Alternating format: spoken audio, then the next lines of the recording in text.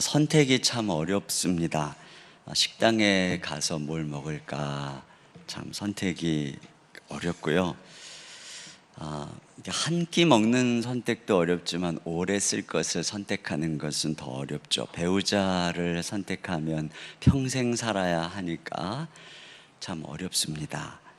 근데요, 하나님께서는 우리를 한번 선택하면 영원히 버리지 않으세요. 그래서 궁금한 게 뭐냐면, 그럼 도대체 하나님은 어떤 기준으로 선택하실까 하는 것이죠. 특별히 하나님께서는 에서가 아니라 야곱을 선택했는데 도대체 뭘 보고 그렇게 선택하셨을까? 이게 참 궁금합니다. 보통 사람들은 들성 부른 나무는 떡잎만 보면 안다. 그래서 하나님께서도 과연 야곱을 선택하실 때 떡잎을 보고 하셨을까요? 하나님께서는 모든 걸 다 아시니까, 과거와 현재와 미래의 모든 것을 다 아시니까 야곱 안에 있는 유전자와 잠재력과 성향을 보시고, 에서는 불경건하게 자라겠구나, 야곱은 경건하게 자라겠구나, 이것을 아시고 선택했을까요? 오늘 여러분이 이렇게 세상 사람하고는 다르게 예수님을 믿을 것을 아시고, 또 이렇게 추위에도 여러분 이 시간에 와서 말씀을 사모할 것을 아시고, 여러분은 다른 사람하고는 다르게 세속적으로 살지 않을 것을 아시고 여러분을 선택한 걸까요? 과연 하나님이 어떤 기준으로 야곱은 선택하고 에서는 선택하지 않았는가 하는 것이, 이제 바울이 로마서에 이렇게 이야기를 해요. 한번 들어보세요. 로마서 9장 11절인데요. 그 자식들이 아직 나지도 아니하고 무슨 선이나 악을 행하지 아니한 때에 택하심을 따라되는 하나님의 뜻이 행위로 말미암지 않고 오직 부르신 이로 말미암아 서게 하려 하사.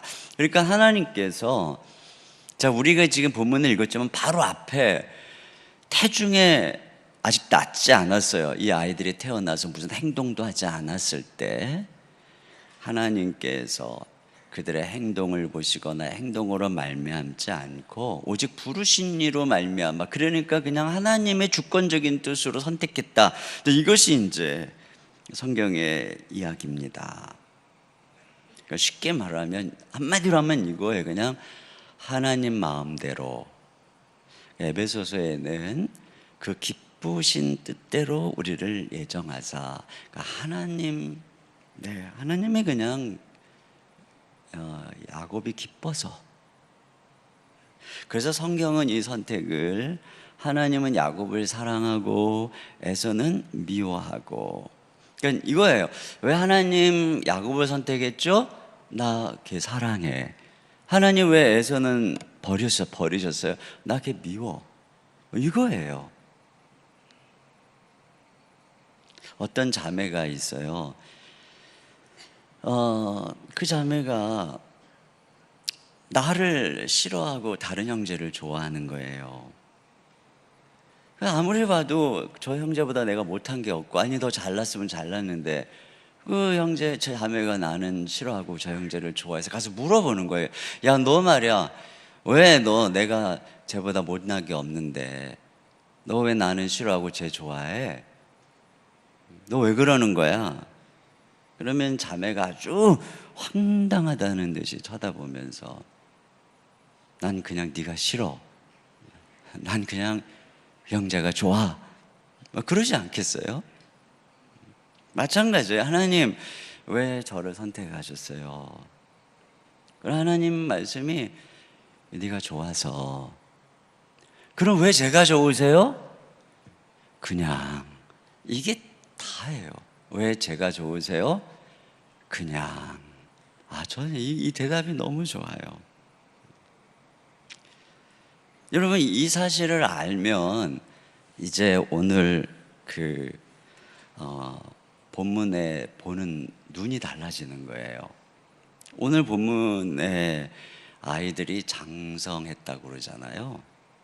그럼 오늘 본문에 나타나는 모습이 이 모습이 선택의 이유냐 아니면 선택의 결과냐, 이렇게 보는 눈이 달라지는 거죠. 하나님께서 어떤 조건을 가지고 선택을 했다면 오늘 본문은 이유가 되는 거예요. 거봐. 야곱이 이렇게 살 걸 주님이 아셨고 에서가 이럴 걸 주님이 아셨으니까, 야곱은 장자권을 사모하고 에서는 팔아버릴 걸 아셨으니까 하나님 이렇게 이걸 보시고 아시고 선택한 거야. 우리 이렇게 생각하기가 쉬운데, 하나님의 선택이 그게 아니고 그냥 그런 행동 조건을 본 게 아니고, 나 그냥 야곱이 좋아서, 나 그냥 야곱을 사랑해서 선택한 거야 라고 본다면, 오늘 보면은 선택의 결과인 거죠. 결과. 오늘 장성한 이 두 사람이 보여주는 모습은 선택의 결과인 거예요.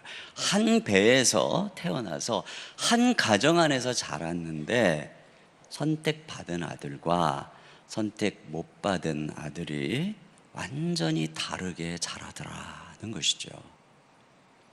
첫째는 어떻게 다르게 자라냐면 성품이 다르게 자라요. 에서는 사냥꾼으로 들사람으로 성장한다. 근데 야곱은 조용한 사람으로 장막 안에서 자랐다, 거한다, 이렇게 말하고 있습니다. 근데 에서가 익숙한 사냥꾼이라고 하는데, 이 사냥꾼이 성경에 처음 언급된 곳이 여러분들 잘 아는 니므롯이죠. 니므롯. 세계의 첫 용사여 용감한 사냥꾼이라 이렇게 나오거든요. 근데 이 니므롯은 가인의 후예요 함의 자손입니다. 이게 무슨 얘기를 하는 거예요? 지금 아브라함의 후손인 에서가 누굴 닮아가고 있다는 거죠? 세상 사람을 닮아가고 있다는 것입니다. 아주 그래서 호전적으로. 그래서 이삭의 예언도 나중에 보면은 너는 칼을 믿고 생활할 것이다 그랬고요. 나중에 또 400명의 군사를 이끌고 20년 후에 그 야곱을 죽이려고 오는 것을 보세요. 굉장히 세상 사람을 닮아가고 있다는 거죠. 근데 반면에 야곱은 조용하다. 이게 묵상적이라는 거죠. 이삭도 들에서 묵상했고 예수님도 아침 일찍 묵상하고, 장막 안에서 자란다는 것은 들하고는 이 대조가 되는 표현인데, 이 장막은 어떤 장막입니까? 믿음의 조상인 이 백성인 이삭이, 르브가가 거하고 있는 곳이죠. 하나님의 백성들이 거하는 교회를 상징한다고 할 수가 있을 거예요. 그러니까 에서는 교회를 머물기를 싫어하고 그저 들로 세상으로 다니면서 그 야망을 쫓으며 세상 사람을 닮아가고 있고, 야곱은 교회 중심으로 머물며 늘 묵상하며 이렇게 자라고 있는 모습을 우리에게 생각하게 하는 것이에요. 또 한 가지는 뭐냐면은 관심사가 다르게 성장을 해요. 그래서 지금 우리가 아는 것처럼 에서는 장자권을 멸시하고 팥죽 한 그릇에 팔아버렸어요. 그런데 지금 야곱은 장자권을 사모했다는 모습이 나옵니다. 우리가 아는 것처럼 장자권이라고 하는 것은 말이에요, 이게 단순한 한 집안에 어떤 유산을 3분의 1을 얻는다 이런 차원을 떠나서 야곱에게 주신 약속을 계승하는 것입니다. 하나님이 아브라함에게 말이죠, 무슨 약속을 주셨어요? 아브라함에게 내가 너의 백성을 하늘의 별처럼 땅의 티끌처럼 많게 할 것이고 내가 너로 이 가나안 땅의 주인이 되게 할 것이다. 이런 어마어마한 약속이 이 장자권 안에 담겨 있는 그 어마어마한 것이죠. 그 통해서 예수 그리스도가 나오시는 어마어마한 축복이 담겨 있는 약속입니다.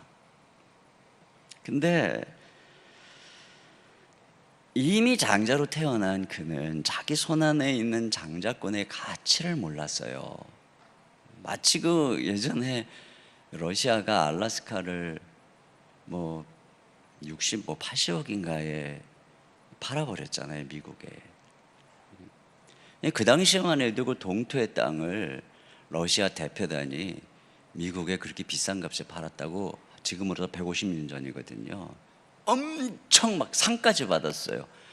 근데 그렇게 팔고 나서 불과 30년 후에 그 땅에 천억 원의 금광이 매장되어 있는 게 발견이 되고, 그 이후로 100년 후에 거기에 어마어마한 유전이 발견되고, 천연가스 모든 광물의 보고요, 막 또 뭐 그 여러 연어 등 뭐 수많은 수산 자원의 그 보고요. 또 그뿐입니까? 지금은 관광지로도 유명하고, 이 특별히 군사 전략적으로 요충지거든요. 그러니 그것에 매장되어 있는 가치를 모르고 이 팔아버린 그 선조들을 생각할 때, 지금 러시아의 후손들이 얼마나 어리석게 생각하겠습니까? 이처럼 에서가 자기 손 안에 있는 장자권의 가치를 못 봤어요. 눈이 감겨 있는 것이죠. 오히려 지금 야곱은 그걸 보고 지금 팥죽한 그릇에 팔고 사모하려고 하고 있단 말이에요.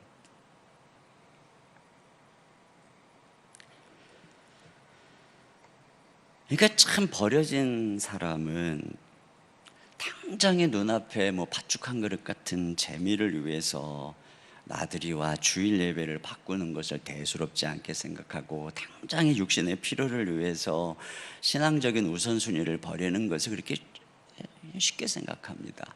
우리가 하나님께 예배드리고 주님을 경외하는 이 속에 얼마나 놀라운 비밀과 축복이 있는지를 모르는 거예요.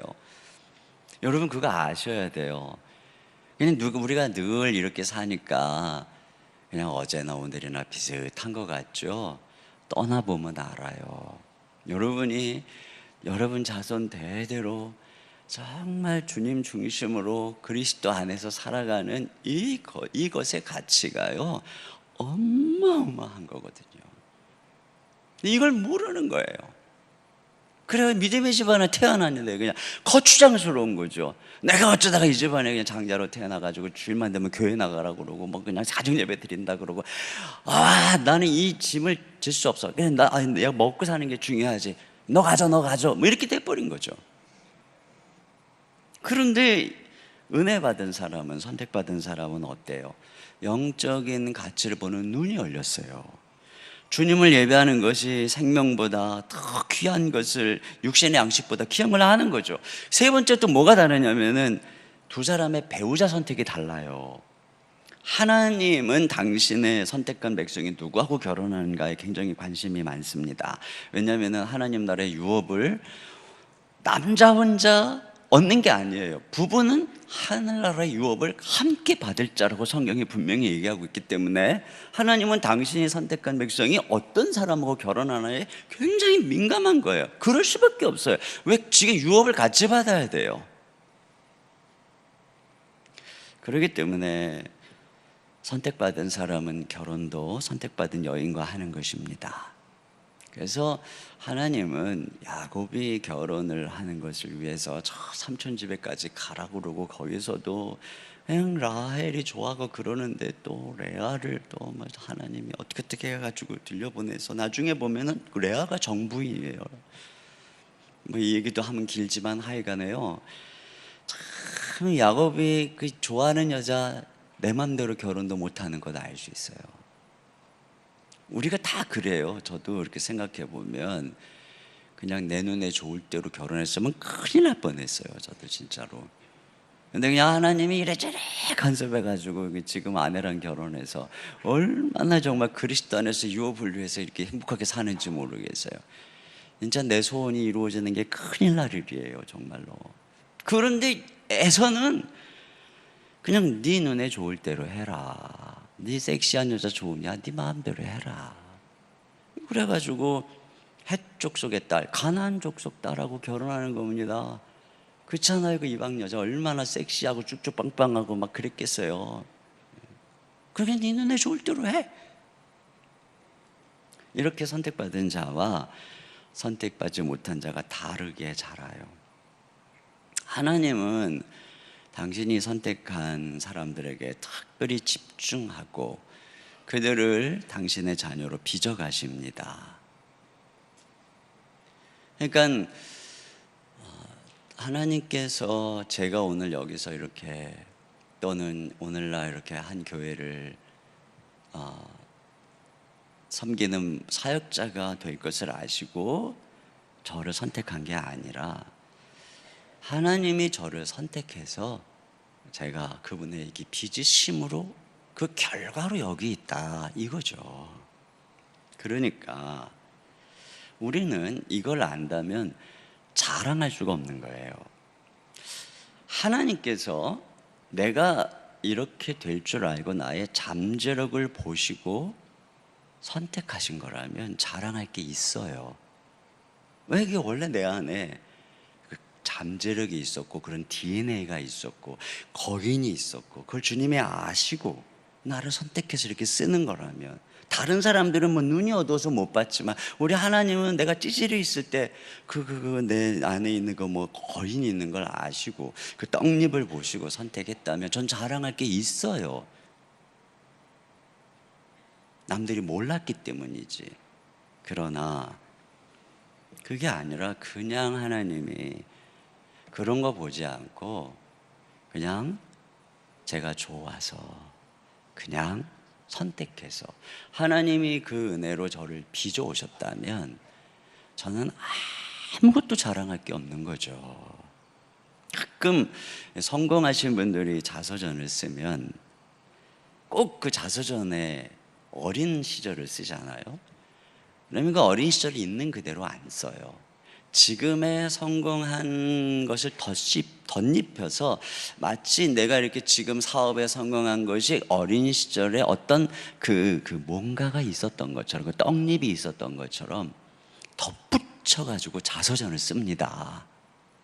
그래서 주진호 교수님이 역사 비평에 기고한 글에서 이런 얘기를 했어요. 역사적으로 유명한 인사들의 회고록에는 왜곡이 심하다.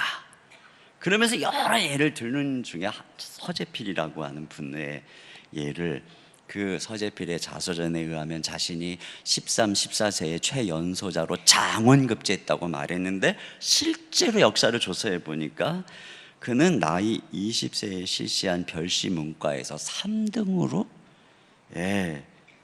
3등으로 합격한 거예요. 그러니까 그것도 최연소임은 확실하대요, 그 당시에. 그러나 부풀려졌죠, 13, 14세로. 그리고 장원이 아닌데 장원이라고. 아주 언젠가 저희 집에 그 통일교회 문선명 자서전이 배달이 돼서 아마 한국계 목사님들에게 많이 보냈는가 봐요. 그냥 좀 뭐 버리기 좀 뭐해서 뭐라고 썼을까 싶어갖고 앞에만 좀 읽어봤더니 자기 어린 시절 얘기가 있어요. 어린 시절 자기가 생각만 하면 다 됐고 신비한 무슨 도통하는 능력이 있었다는 등 이상한 얘기를 써놨더라고요. 이게 순전히 자뻑이에요. 그러니까 내가 어린 시절보다 남달랐다 이거거든요. 비범했다. 그런 잠재력이 있었다. 거기서부터 내가 이렇게 오늘 이런 사람이 된 거다. 존 메가더의 하나님의 은혜라고 하는 책에 또 이런 얘기가 나와요. 어떤 유명한 신학교 교수님인데 이분이 이제 인간관계, 심리학, 종교와 관련해서 아주 인기 있는 책을 저술한 분이래요. 또 그분이 이제 존 메가더 얘기입니다. 인간의 수치심이라는 주제에 대해서 최근에 책을 썼다는 겁니다. 근데 이제 그 책에서 자신의 경건한 어머니의 죽음을 언급하는데 그 어머니가 임종하면서 아들에게 이렇게 얘기를 했대요.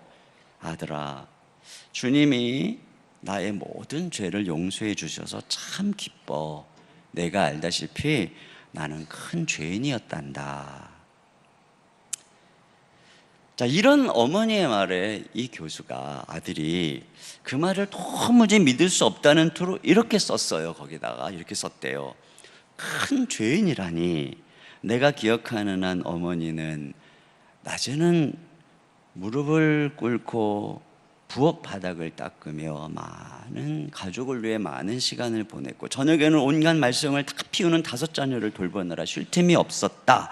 그런 뒤에도 어머니는 다시 무릎을 꿇고 주님께 다음 하루도 잘 견딜 수 있는 힘을 달라고 기도한 분이다. 그러면서 자기의 어머니를 건강하지 못한 수치심을 가졌던 전형적 사례로 평가를 했어요. 그래서 계속해서 이렇게 말을 합니다. 인생을 승리로 이끈 한 여성이 비참한 죄인이라 느끼며 눈을 감았다는 것을 생각하면 지금도 마음이 슬프다. 어머니의 수치심은 현실과 전혀 일치하지 않았다. 어머니는 그렇게 많은 수치심을 느낄 이유가 없었다. 그러면서 그가 내린 결론을 들어보세요. 우리의 모든 수치심을 치유할 수 있는 은혜는 우리에게 은혜 받을 만한 가치가 있다는 것을 인정하는 은혜라야 한다. 아무 자격이 없는데도 은혜를 받았다라고 생각하지 말고 우리가 가치 있기 때문에 은혜를 받은 것이라고 생각할 필요가 있다. 이 결론은 전혀 성경적이지 않죠. 전혀 성경적이지 않아요. 자, 이 결론이 바로 세속적 심리학, 세속적 인간관에 기초한 결론이에요. 그것도 신학교 교수님이.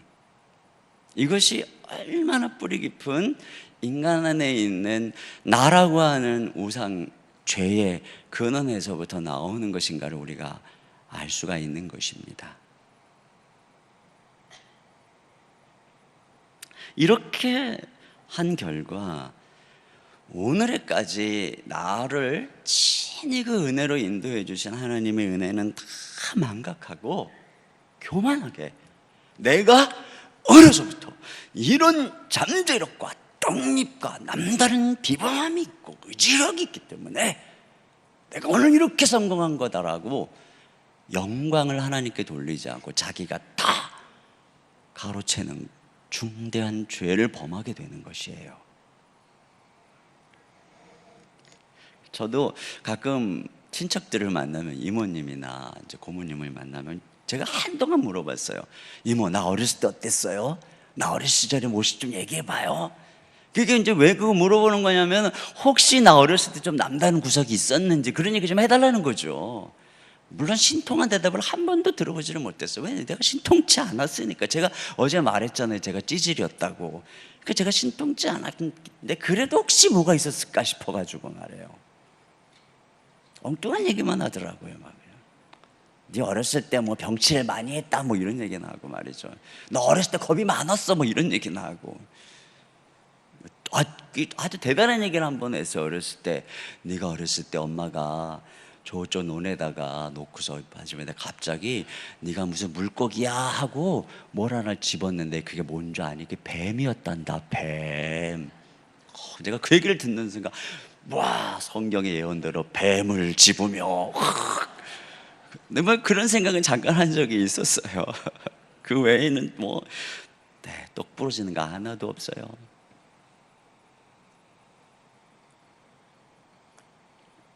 이제는 더 안 물어봅니다. 왜냐하면 하나님이 떡잎 보고 선택한 게 아니었기 때문에. 떡잎으로 보면 제가 어제 말씀드렸던 것처럼 저의 과거의 선생님 중에 어떤 분도 그때의 저의 찌질한 모습과 지금 여기 서 있는 모습을 연결시킬 수 없을 거예요. 그때 저는 그냥 너무너무 수줍음을 많이 타가지고요, 이렇게 길을 가다가도 저쪽에서 이렇게 여학생이 오잖아요. 근데 이렇게 골목이에요. 이렇게 이제 그 여학생을 지나쳐 가야 되잖아요. 근데 이 길밖에 없어요. 이거 지나가면 한참 돌아가야 돼, 몇 배를. 근데 부끄러워서 저는 멀리 돌아갔어요. 잘 알도 못하는 여학생이 오면 저기로 말이죠. 주님의 선택의 은혜가 우리를 키워주는 거죠. 그러니까 우리가 자랑할 게 있다면 주의 은혜만 자랑해야 되는 것이에요.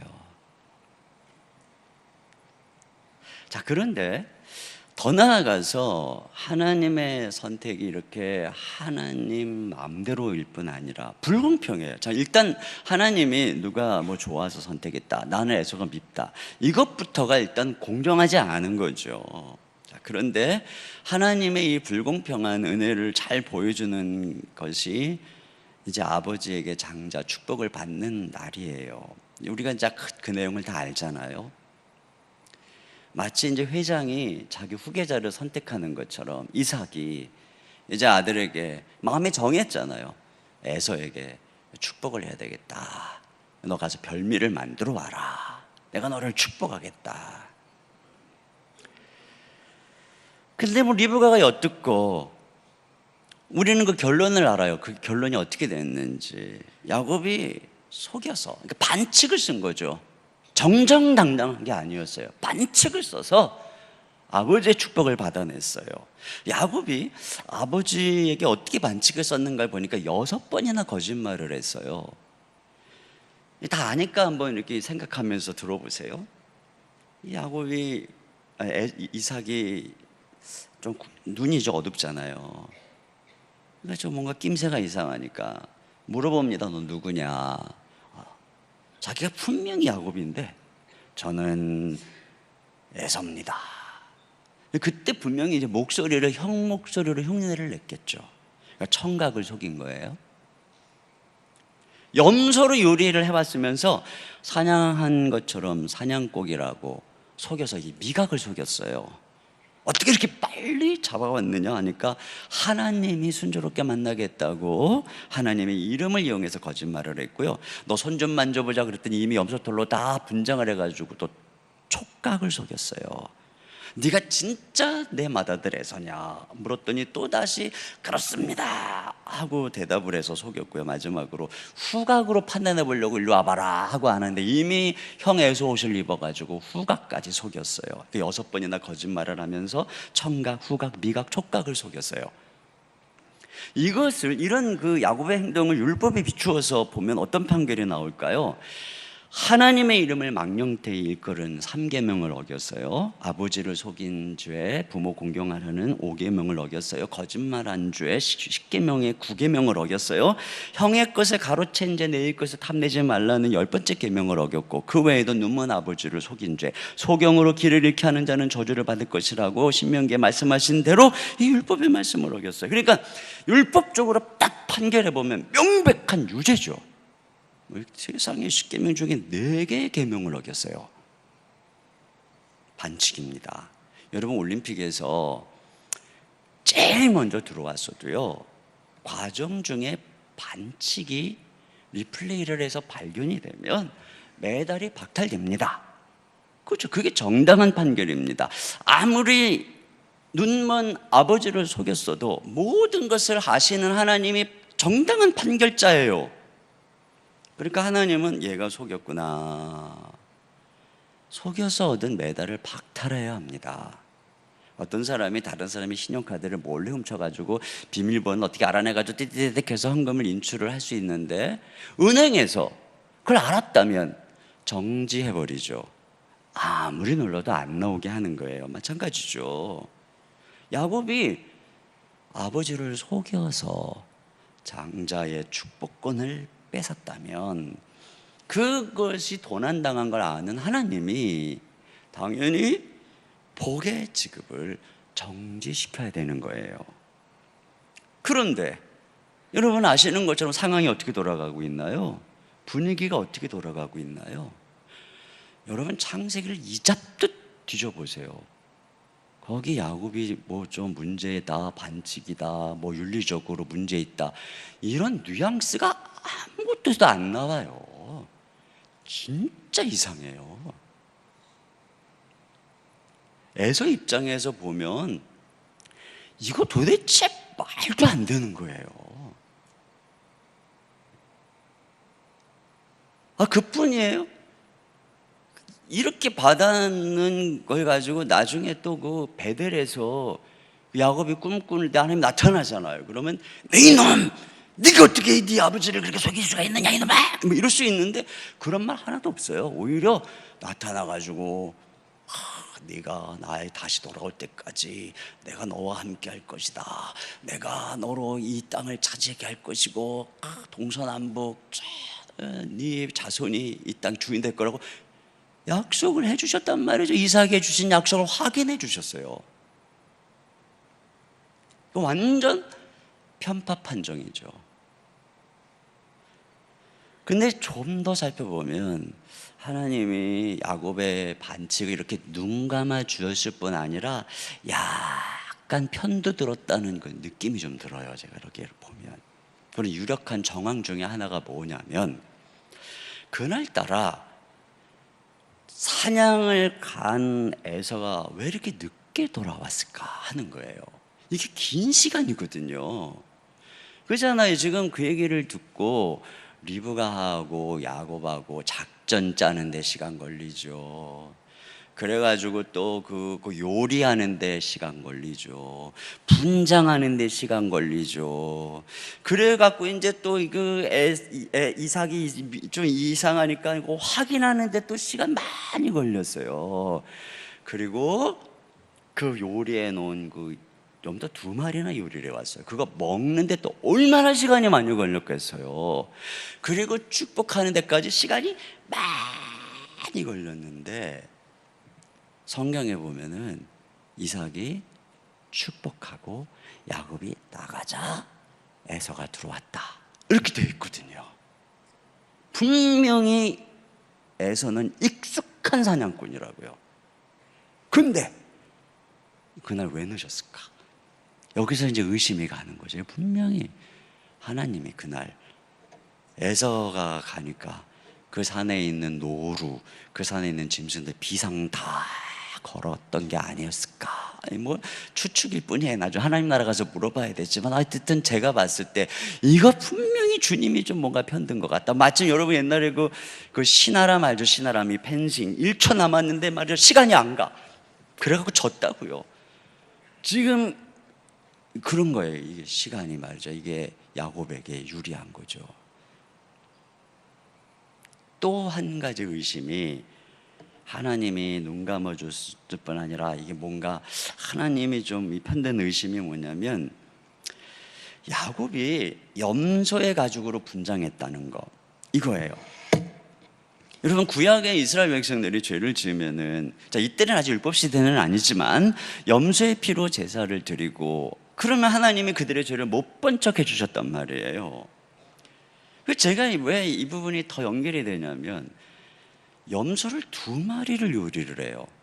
아무리 세상에 그 당시 사람들이 대식가였다고 1마리도 다 먹기 어려울 텐데 왜 염소를 2마리를 잡았을까? 제가 생각해 보니까 하나는 야곱을 위해서, 하나는 리브가를 위해서 잡은 게 아닐까. 여러분, 하나님께서 우리를 선택하셔서 우리 편을 들어주시는 결정적 단서가 뭐냐면 예수님의 십자가예요.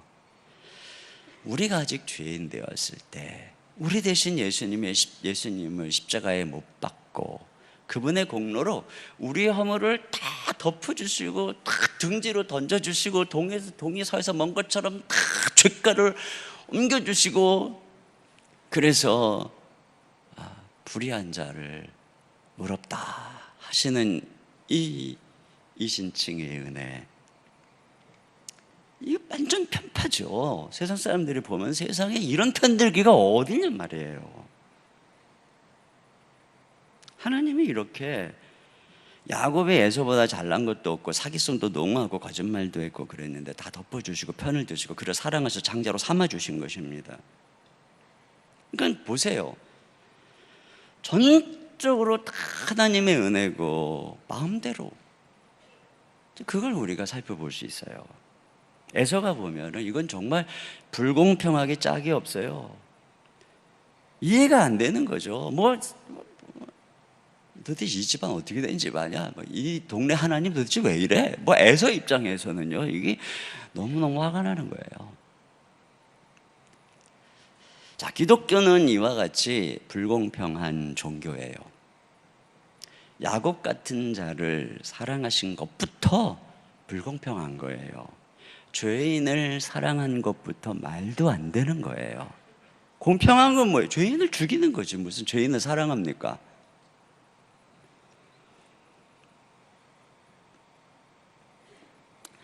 예수님께서 12제자를 선택한 것도 얼마나 불공평합니까? 하나님의 아들이 이 땅에 육체로 오셔서 공생애를 사시는 전 역사 기간에 딱 3년, 그 놀라운 특권, 그 정도의 특권을 함께 할 제자를 뽑는 일이라면 온 세계에 공개 모집을 해야 됩니다. 기회를 공정하게 줘야죠. 그래서 왕족, 귀족의 그냥 출중한 자제들이 탁 경연장에 와가지고 테스트를 거쳐서 딱 뽑아야 이게 공정한 거죠. 근데 말이야 그냥 그 이름도 알려지지 않은 그 갈릴리에 그냥 그 어부들부터 해갖고 뭐 전직도 그렇게 대단하지도 않은 12명을 딱 뽑았다는 거, 이것부터 굉장히 불공평한 모집 아닙니까? 마치 그 서울대 총장이 누구나 들어가고 싶어하는 서울대를 그냥 자기가 원하는 사람만 딱 너 들어와 뭐 이거하고 똑같은 거예요. 그럼 난리 납니다. 우리나라 난리 납니다.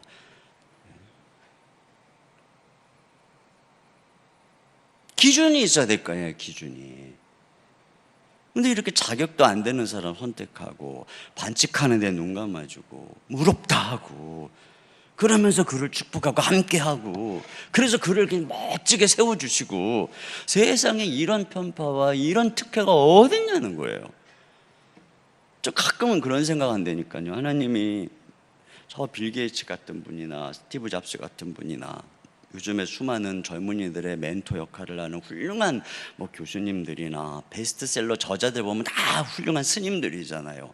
차라리 그런 분들을 택해서 주의 종을 삼았으면 참 하나님도 참 본때 나셨을 텐데 그렇게 수준 낮은 목사들을 선택해가지고 우리 하나님 이렇게 애를 먹으시나. 참 이것만 생각해도 하나님의 선택은 공정하지가 않아요. 왜 하나님의 은혜는 이렇게 불공평할까요? 제가 생각해 봤어요. 왜 하나님의 은혜는 이렇게 편파적일까요? 제가 생각하다 이유를 알았어요. 그게 뭐냐면요, 저 때문이더라고요. 저 때문에 공정한 기준으로 선택을 하려 했으면 절대로 영광스러운 주님의 일꾼이 될 수 없는 저 때문에 하나님께서 이와 같이 하신 거더라고요. 요즘에 저희 교회 부목사님들 이제 청빙할 때 이력서가 이렇게 많이 들어와요.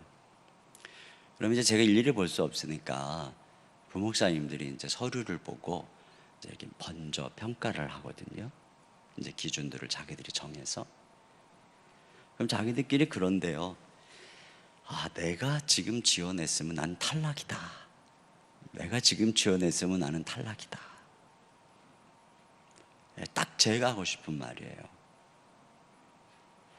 세상 사람들이 납득할 수 있는 기준으로 행위와 조건에 근거해서 선택하고 뽑았다면 저는 분명히 탈락했을 거예요. 저같이 비겁하고 겁 많고 약하고 미련하고 옹졸하고 야비하고 음흉하고 유약하고 우유부단하고 더럽고 추하고 시기하고 질투하고 내세울 것 없는 죄인 중에 괴수인 저는 당연히 탈락이죠.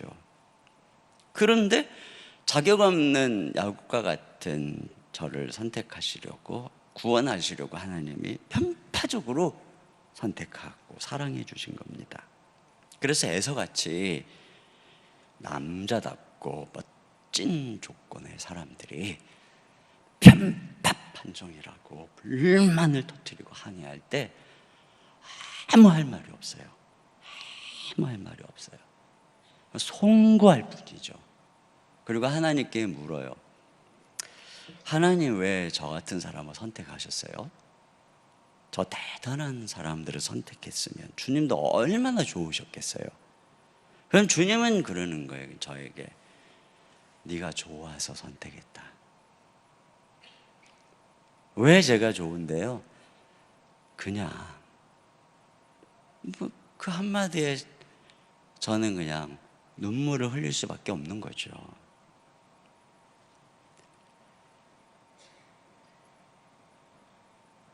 또 왜 하나님이 이렇게 불공정한 선택을 하셨냐면요, 저로 하여금 비교의식과 경쟁의식으로 인생 낭비하지 않게 하시려고.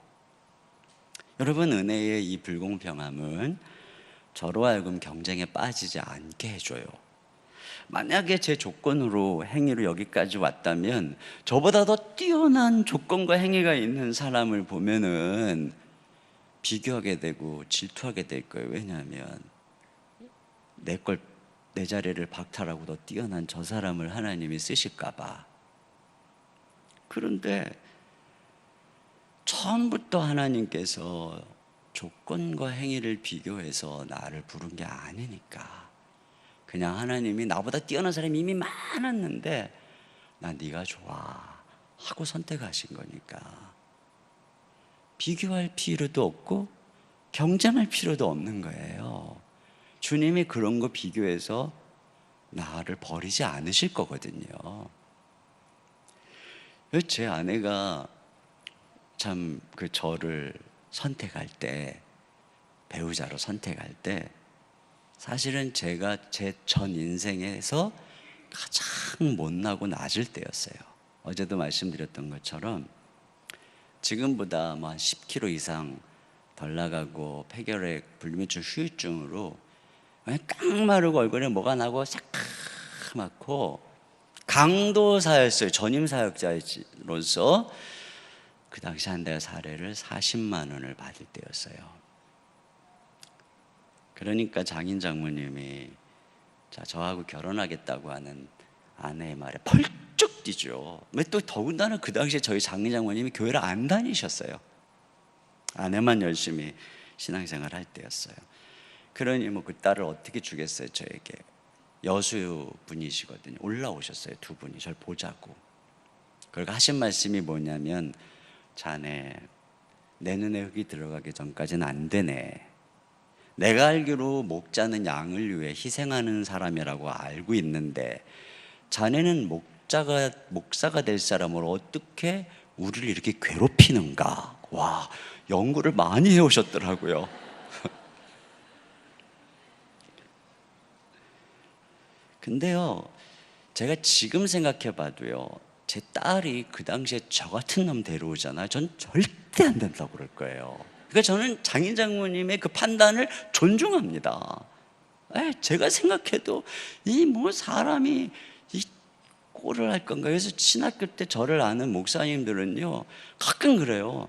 항상 그 당시 저를 보면서 그랬대요. 제가 사람 구실은 제대로 할래나, 제가 무슨 목사로서 제대로 하긴 할래나. 저를 보면 맨날 그랬다는 거예요. 그거 맞는 말이었거든요. 그때 제 아내가, 제 아내 좋다고 한 사람이 없었겠어요? 있었어요. 근데 그때 제 아내가 저를 선택했어요. 그렇기 때문에 저는 믿어요. 주변에 나보다 더 멋진 어떤 남자가 왔다 갔다 해도 그것 때문에 제 아내 마음이 바뀔 거다, 전혀 생각하지 않아요. 안 믿는 눈치신데요. 물론 사람은 바뀔 수 있고 심지어 부모도 자식을 버릴 수 있어요. 그러나 하나님은 아니라니까요. 하나님 우리가 죄인이었을 때 선택해 주셨잖아요. 뭘 보고 선택하셨어요? 그러므로 우리가 스스로 다른 사람하고 비교하면서 저 사람 때문에 하나님이 내게 주실 은혜를 안 줄 것처럼, 저 사람 때문에 하나님이 나를 버릴 것처럼 괜히 비교하고 질투하고 경쟁할 필요가 없다는 거죠. 사울이 이 다윗을 처음에 엄청 좋아했는데 이제 사람들이 골리앗을 죽인 이후에 다윗은 만만이요 사울은 천천히라고 하니까 그때부터 열등감을 느끼고 막 이제 시기 질투로 자기 자리 뺏길까 봐 이제 막 다윗을 죽이려고 그러잖아요. 저는 그 마음 이해합니다. 이제 이해는 되죠. 예를 들어서 제가 이제 목회를 열심히 하고 있는데 어느 날 이제 부목사님 한 분을 청빙했는데 설교를 딱 하고 나니까 그냥 온 성도들이 그냥 은혜를 받고 그냥 그 목사님이 설교한다 그러면 담임 목사님 나보다 더 많이 모이고, 왜 그냥 요즘 테이프 같은 거 안 팔죠. 테이프 하나 판다 그러면 내 거는 100개밖에 안 사면서 그 목사님 막 1000개를 사고만 이런 식으로 해보세요. 그러면 속으로 내 자리가 위태하구나, 저놈 계속 두면 안 되겠다, 이런 생각이 들만하잖아요. 사울이 좀 그런 거예요.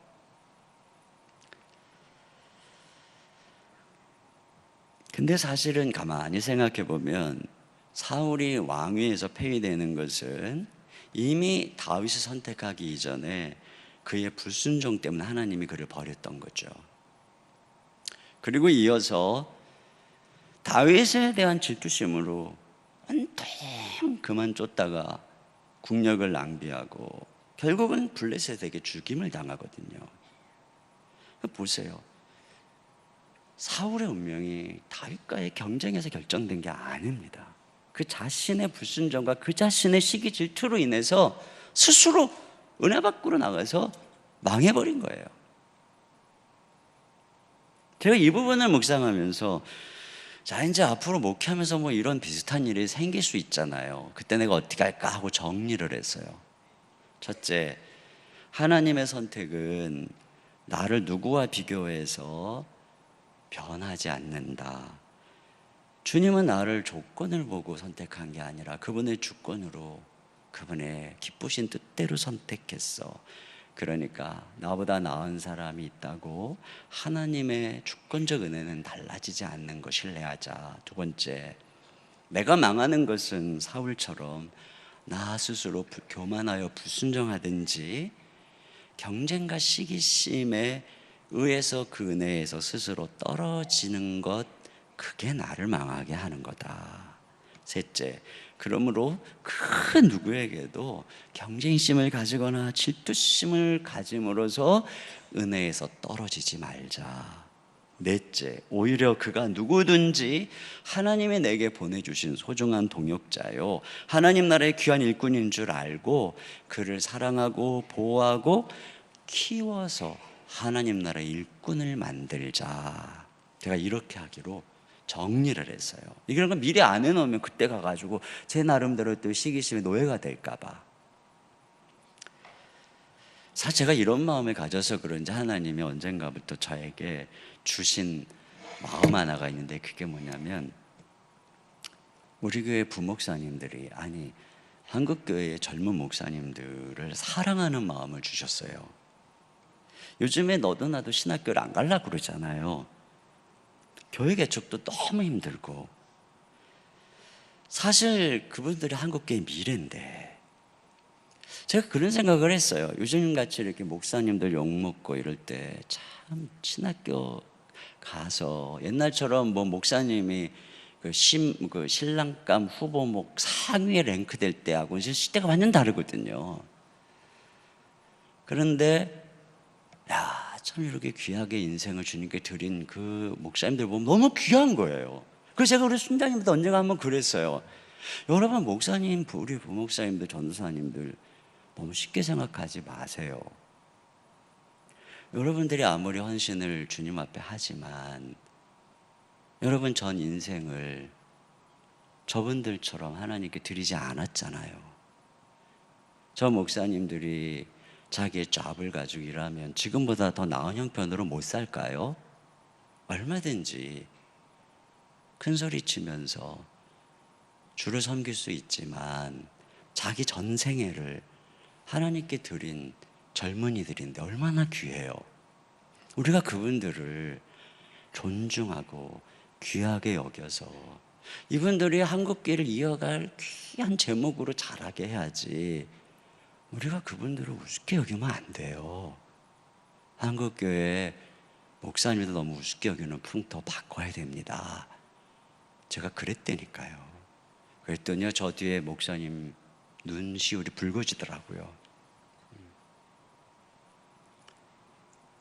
그래서 제가 그랬습니다. 이분들이 한국교회 미래인데, 보세요. 웬만한 교회 한국 가려고 그러면 이력서 수십 통, 수백 통 들어오고, 우리 교회 웬만한 교회 출신은 마지막 최종 면접 들어갈 수도 없어요. 그러면 개척을 해야 되는데, 지금 세상에 개척해갖고 교회가 서는 거 보셨습니까? 이제 한국교회 미래를 위해서 우리 목사님들을 위해서 우리가 할 일은 하나입니다. 우리가 분립개척을 하고 여러분들, 저 목사님들 잘 양육해서 때가 되면 따라가셔서 교회를 개척을 해야 됩니다. 제가 그래서 지금부터 어떤 목사님이 나갈 때 내가 따라가서 개척을 도울지 지금부터 생각하시고 언젠가는 나갈 생각하세요. 제가 이렇게 이야기를 할 수 있는 것은 제가 불공평한 은혜를 받았고 그 안에서 안전하기 때문에, 그리고 그분들에게도 동일하게 하나님의 은혜가 있음을 믿기에 너무 귀하고, 나만 잘난 게 아니잖아요. 하나님이 나만 쓰는 게 아니잖아요. 그리고 마지막으로 하나님의 주권에 순복하는 사람이 되라고. 제가 저를 향한 불공평한 은혜를 인식하다 보니까 제가 하나님의 주권에 순복하는 법을 배웠어요. 나에게 주어진 은혜가 내 행위, 내 능력이 아니라 전적인 은혜라면 다른 사람에게 부어진 것도 동일한 거예요. 근데 내게 부어진 건 은혜고 다른 사람에게 주어진 건 그 사람의 술수고 말솜씨고 인간적인 방법이다, 이렇게 말하면 안 되는 거죠. 내가 하면 로맨스고 남이 하면 다 불륜이고, 우리나라는 특별히 공평의식, 평등의식이 강해가지고 뭐 나보다 잘 나가면 어떻게든 끌어내가지고 다 평등해져야 속이 시원해지네. 그러니까 우리나라에서 인재가 안 나온다 그러잖아요. 그리고 남이 잘 나가면 그걸 어떻게 쓰든 폄하하고 꼭 내 아래로 끌어내려야 속이 시원해지고. 근데 여러분, 만약에 하나님이 당신의 뜻대로 어떤 사람에게 은혜를 주셔서 사용하는데 그가 나보다 앞선다고 질투하여 평가절하하고 사울처럼 그를 끌어내리려고 한다면 나는 그하고 싸우는 게 아니라 그에게 은혜를 주신 하나님하고 싸우는 거예요. 그래서 저는 결심했어요. 하나님이 귀하게 사용하시는 분들과 비교하거나 경쟁하거나 질투하거나 그것으로 말미암아 그를 폄하하는 언행을 하지 말자. 오히려 그 은혜를 보고 기뻐하고 인정할 줄 알자. 사실 개척하고요, 제가 목회하면서 참 지금은 이제 어느 정도 이런 부분에서 자유하니까 저도 이런 얘기를 하는지 모르겠습니다만 많은 상처와 열등감의 순간들이었어요. 근데 제가 힘들었던 기억 중에 하나, 부끄러운 고백일 수도 있는데요, 하나가 뭐냐면 이제 제가 수지에 개척을 해서 10년 동안 있었는데, 이제 교회가 뭐 상가에서 시작해가지고 그냥 생전을 해서 허덕허덕 거리다 보면 연말만 되면 이제 목사님 만나서 드릴 얘기가 있어요. 그러면 거의 99.9% 교회 떠나겠다는 거예요. 뭐 웬만한 성도는 그냥 떠나지만 저하고 만나서 얘기하겠다는 사람은 다 저하고 제자 훈련 받은 사람이고 중직이고 막 그런 사람들이 이제 저를 보자고 하는 거죠. 그러니까 저는 연말말 되면 가슴이 덜컹덜컹하고요, 불안불안하고요. 제발 누가 나를 보자는 말이 그냥 너무너무 싫은 거예요. 연초에는 보자 그러면 좋아요. 그때는 이미 이제 일을 이제 지났으니까. 여러분 절대 연말에 목사님 보자 그러지 마세요.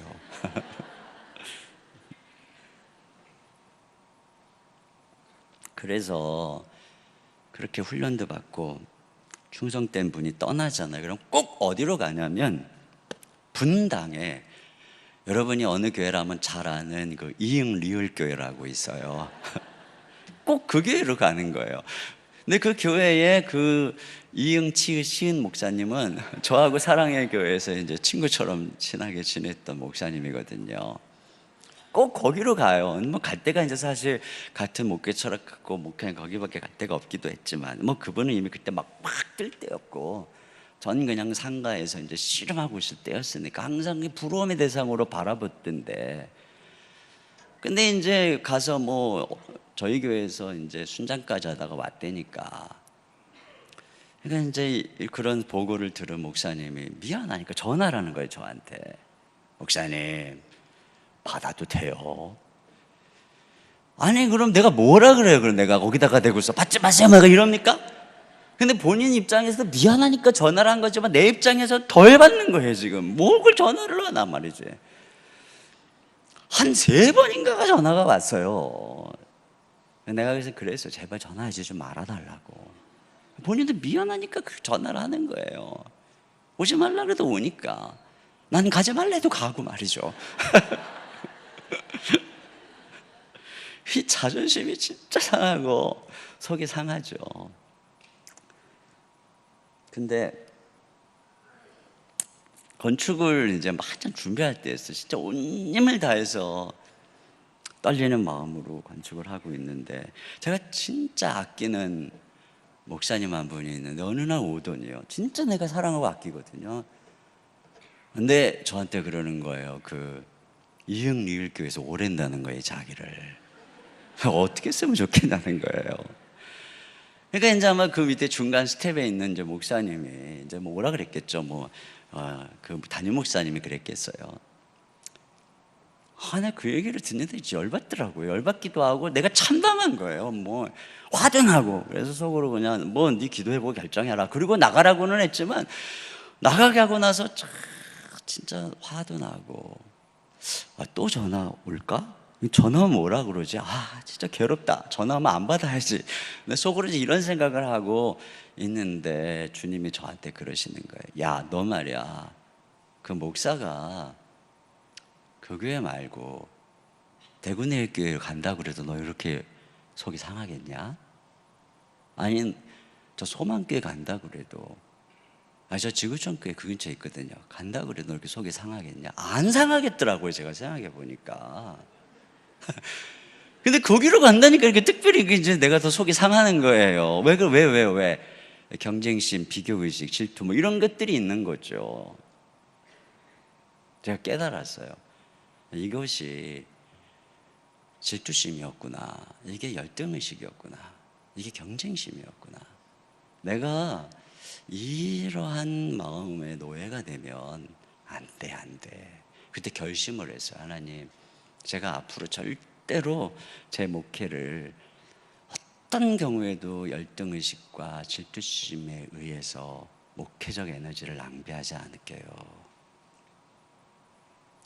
그런 것들이 마음이 편해지더라고요. 그래서 가만히 생각해 보니까 내가 금호역사여도 오라 그러면 가고 싶었을 것 같아요. 그 마음이 이해가 되더라고요. 그래서 제가 본인이 이제 뭐 기도해보고 결정한다고 했으니까 가겠다고 하면 기쁨으로 보내줘야지, 정말 그 생각을 했어요. 근데 일주일이 또 오더니 뭐 다시 오지 말라고 그런 건지 어떻게 된 건지 모르겠고요, 안 가겠다고 그래가고 지금까지 잘 있어요. 지금까지. 그러면서 또 한 가지 제가 결심한 게 뭐였느냐면, 그분은 그분의 경주를 걸어가는 것이고 나는 나 나름의 하나님이 주신 경주의 길을 가는 건데, 내가 결코 하나님이 쓰는 사람을 나의 경쟁심으로 폄하하지 말아야 되겠다. 절대로 앞으로 그러지 말아야 되겠다. 제가 이렇게 결심을 했어요. 만약에 여러분, 나의 가치와 조건과 이 현찮은 저의 능력을 가지고 하나님께서 저를 쓰고 안 쓰고 선택하고 안 하고를 결정한다면 저는 불안해서 날마다 경쟁의식과 질투의식에 사로잡혀서 아무것도 못할 거예요.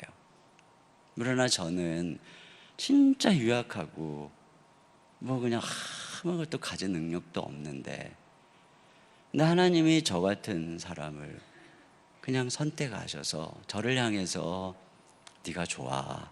하나님 왜요? 그냥 이 한마디에 마음이 편안해지고 안정감을 느끼고 저만의 길을 주님만 바라보면서 갈 수 있겠더라고요. 그래서 이 불공평한 은혜 얼마나 귀한가. 물론 사람들은 그러죠. 뭐 선택 못 받은 사람 어떠냐 저떠냐 막 이런 얘기 하는데, 그건 잘 모르겠고 그냥 분명한 거 하나, 저와 여러분은 그냥 그럴 자격이 없는데 하나님이 그 불공평한 은혜로 선택해 주셨다는 거, 이 한 가지, 이건 분명한 거예요. 그 나머지는 잘 모르겠어요. 나머지는 공의롭고 선하시고 그름이 없는 하나님이 당신의 공의를 따라서 다 하실 거예요. 저는 다른 건 모르겠어요. 한 가지만 알면 돼요. 아무 자격 없는 우리에게 하나님이 그냥 우리를 사랑하셨고 이유 없이, 그리고 그 은혜와 사랑이 우리를 빚어가시고, 그래서 날마다 우리를 특별히 바라보시고 내가 널 사랑한다 말씀하시고 내 사랑은 변하지 않아 말씀하시고 나를 위해 그 아들을 십자가에 대신 죽이시고 아들을 주신 하나님이 무엇을 주시지 않겠느냐고 말씀하시고 성령을 보내셔서 우리를 하나님의 자녀라 날마다 말씀해 주시고 하나님 나라 상속자로 양육해 가시니 세상에 이 놀라운 은혜, 이런 은혜가 어딨냐 말이죠. 우리가 이 은혜를 항상 마음에 기억하고 늘 생각해야 돼. 그래야 자꾸 우리의 행위 자랑하고 사람하고 비교하고 쓸데없는데 우리의 에너지 낭비 안 하고요, 우리에게 주어진 길을 은혜 가운데 신나게 멋지게 달려갈 수 있어요. 이런 은혜가 함께 하시기를 주의 이름으로 축원합니다.